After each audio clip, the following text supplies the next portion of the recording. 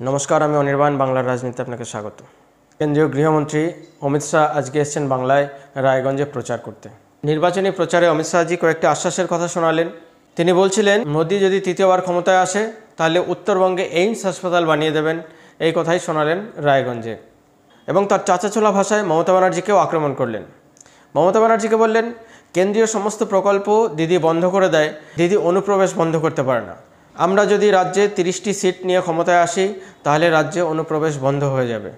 তিনি এও বলেন বাংলায় পঞ্চায়েত ভোটে যে হিংসা হয়েছে সেই হিংসা হয় শুধু তৃণমূলের জন্য।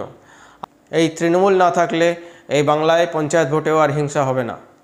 তাই বাংলাকে হিংসামুক্ত রাখতে হলে, হিংসামুক্ত করতে হলে বাংলাকে নরেন্দ্র মোদীর হাতে তুলে দিতে হবে।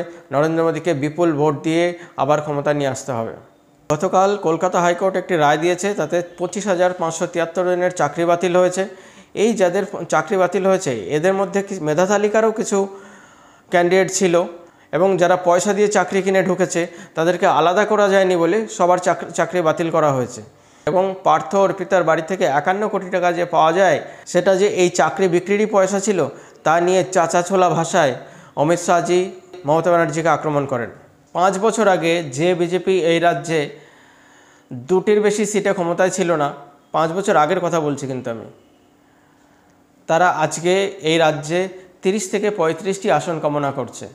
কোনো রাজনৈতিক দল যখন এতগুলি আসন কামনা করে তারা দেখতে পাচ্ছে জনমত তাদের সঙ্গে রয়েছে, জনমত তাদের দিকে ঘুরে গেছে। বিজেপির কেন্দ্রীয় নেতৃত্ব কিন্তু জনমতকে মেপে নিয়েছেন। তারা কিন্তু সেই কথাটি নির্বাচনী র্যালি থেকে বলছেন। যদি এই জনমত বিজেপির পক্ষে না থাকতো তাহলে তারা কিন্তু এই কথাগুলি বলতেন না বা বলার সাহস পেতেন না, এতটা ফাঁকা আওয়াজ দিতেন না। অর্থাৎ এর অর্থ হলো যখন অমিত শাহজি বা নরেন্দ্র মোদীজি কোনো কথা বলছেন তারা জনমত মেপেই কথা বলছেন। তো এই 30-35টা সিট যে বিজেপি পাবে না সেটা বলা যায় না।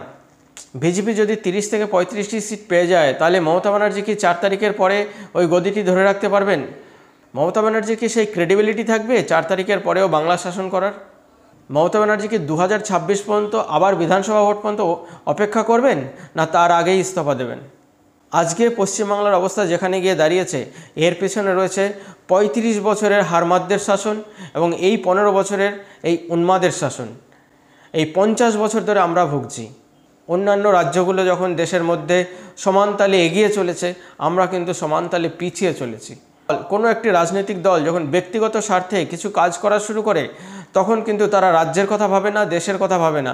তারা নিজেদের আখের কতটুকু গুছিয়ে নেওয়া যায় সেটুকুই ভাবে এবং এক্ষেত্রে তাই হয়েছে। কিন্তু মমতা ব্যানার্জির ভাইপো যে নিজের নামে কত কিছু করে নিয়েছেন সেটা বারবার জনসমক্ষে আসছে এবং মমতা ব্যানার্জির যে সাগরেদরা আছেন, মমতা ব্যানার্জির যে নেতা বা নেত্রীরা আছেন তারা কি বিপুল পরিমাণ সম্পত্তি যে জমা করেছেন যা তাদের 14 পুরুষ বসেও শেষ করতে পারবে না। এত সম্পত্তি নিয়ে এনারা যাবেন কোথায়? খেতে হবে তো দিনের শেষে 2টি রুটি। এইটুকু কেন বুঝতে পারছেন না? বাংলাকে যদি সঠিকভাবে শাসন করা হতো তাহলে ইতিহাসের খাতায় স্বর্ণাক্ষরে যে নাম লেখা থাকতো আজকে সেই নাম ঘৃণাক্ষরে লেখা থাকবে। বাংলার ইতিহাস কিন্তু আপনাদেরকে কখনো ছেড়ে কথা বলবে না। বাংলার জনতাও কিন্তু ধীরে ধীরে বুঝতে পারছে, বাংলার জনতাও কিন্তু আপনাদেরকে ছেড়ে কথা বলবে না। বাংলার জনতাও কিন্তু মমতা ব্যানার্জির বিপক্ষে ভোট করা শুরু করেছে। যে জনতা সিপিএমকে হাঁটানোর জন্য আপনার পক্ষে ভোট দিয়েছিল সেই জনতা কিন্তু আপনার বিপক্ষে ভোট করা শুরু করেছে। তারা বিজেপিকে ভালোবাসুক या না বাসুক আপনার বিপক্ষে ভোট করতে গিয়ে যে দল সামনে পাবে তাকেই ভোট করবে। বাংলার পাহাড় থেকে শুরু করে সাগর পর্যন্ত আপনার বিরুদ্ধে কিন্তু কথা বলতে শুরু করেছে। বাংলার পাহাড় কিন্তু আপনার বিরুদ্ধে ভোট দিয়েছে। বাংলার পাহাড় আগামী 26শে এপ্রিল আপনার বিরুদ্ধেই ভোট দেবে এবং বাংলার সমতল ভূমিকে কি আপনি এরপরে আটকাতে পারবেন?